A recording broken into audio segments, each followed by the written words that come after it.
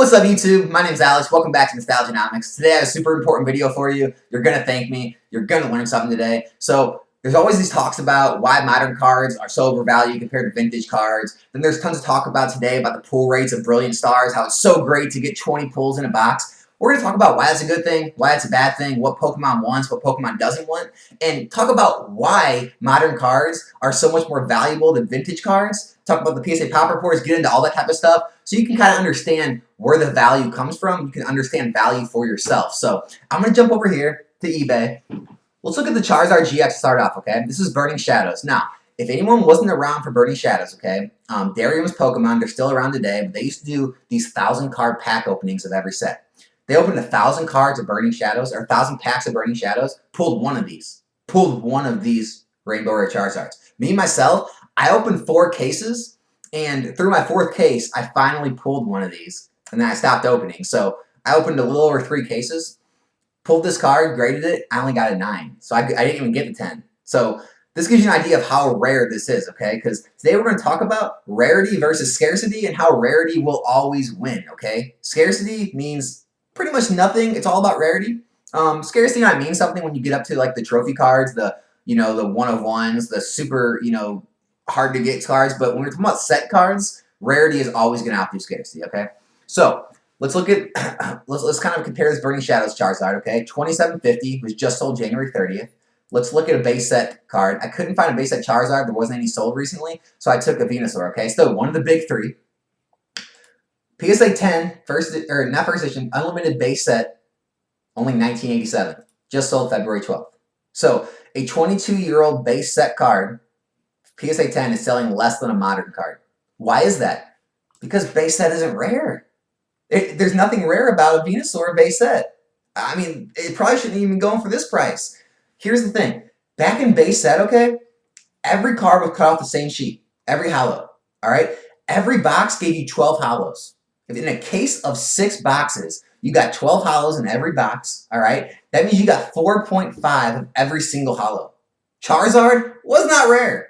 Blastoise, not rare. Venusaur, not rare. They're just as rare as a Hitmonchan, all right? Nothing is rare back in these sets. Every card was printed off the same sheet. There were the exact same amount of hollows as every other hollow. And you got 4.5 of each hollow per box on average. So, per case. So every case, you got 4.5 of every hollow.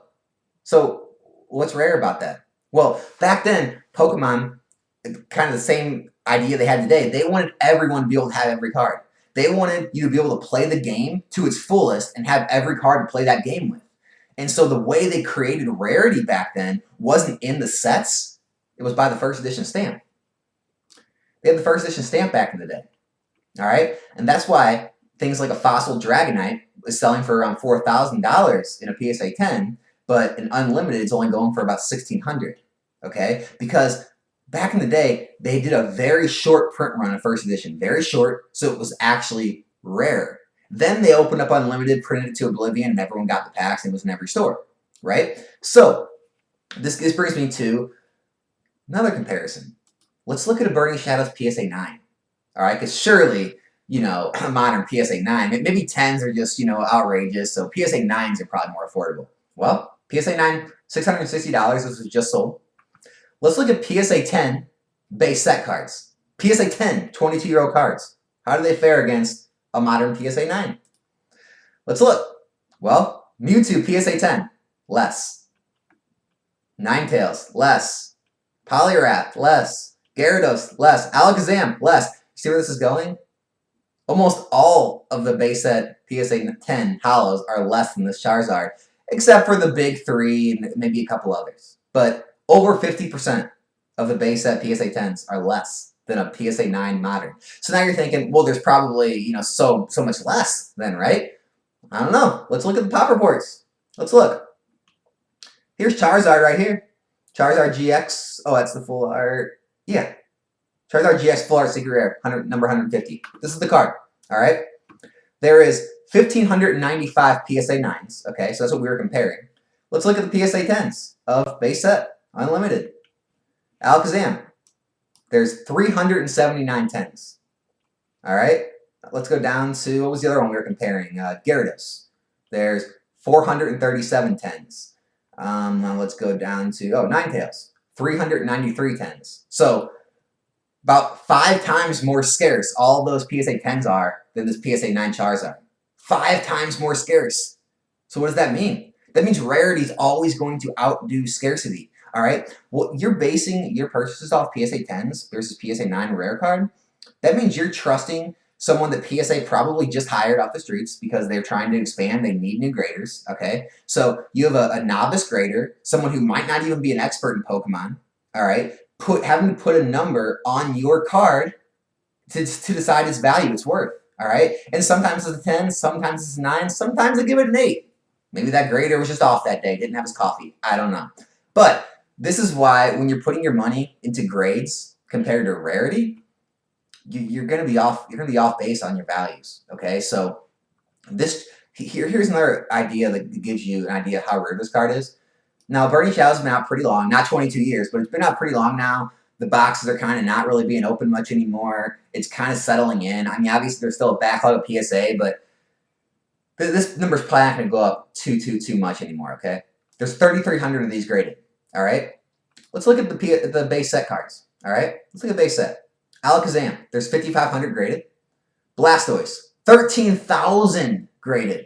Charizard, 31,000 graded. Okay, so these cards are so not rare that they outgrade the numbers of this by like 5 to 10 times the amount on the Blastoise and Charizard. This gives you an idea of the rarity of these versus, trying to collect the scarcity of a PSA 10.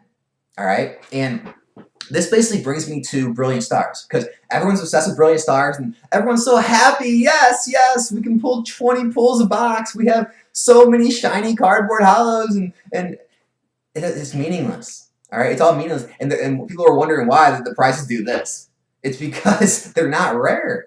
All those cards are going to be worth $2 a piece. All right, they're not going to have any value because everyone can pull them. And Pokemon, in its wisdom, they are worried about their game. Okay, they want everyone to be able to have all the cards so they can use them in the game. They can use the mechanics of their card. So the only way to really fix this is to have cards that are deemed, I don't know, unplayable, or maybe like an extra rarity that's hard to pull, or bring back the first edition stamp. That's how they're going to create rarity, because this, kind of a million pulls and everyone can pull all these cards, it's not going to work. I mean, it's fun, it gives you that excitement, that glory when you're, pulling all those cards out and you feel like you hit the mega, the mega load, but you really didn't hit anything because none of it's worth any money. So, you really just pull a whole bunch of $1 and $2 or less cards out of these packs, and you have fun until you go look up the values later and they're not worth anything.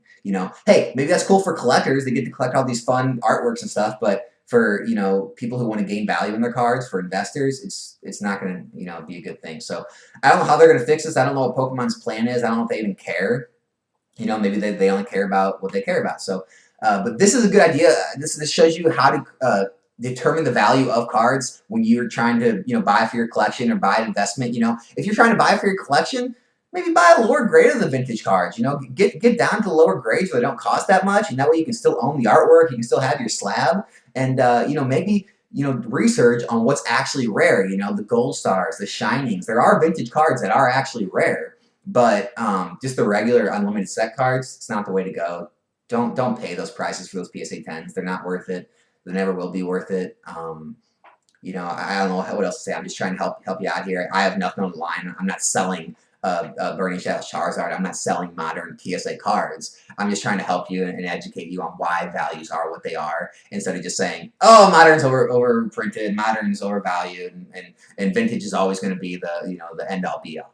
So, hope this helped you. If it did, leave me a comment. I never get comments on my videos, so if you could, leave me a comment. If you're new, subscribe to the channel. I'm trying to grow this channel. It really helped. I really appreciate it. And otherwise, my name is Alex. This is Nostalgianomics. Hope you loved the video, and I'll be back here for more. I'm out.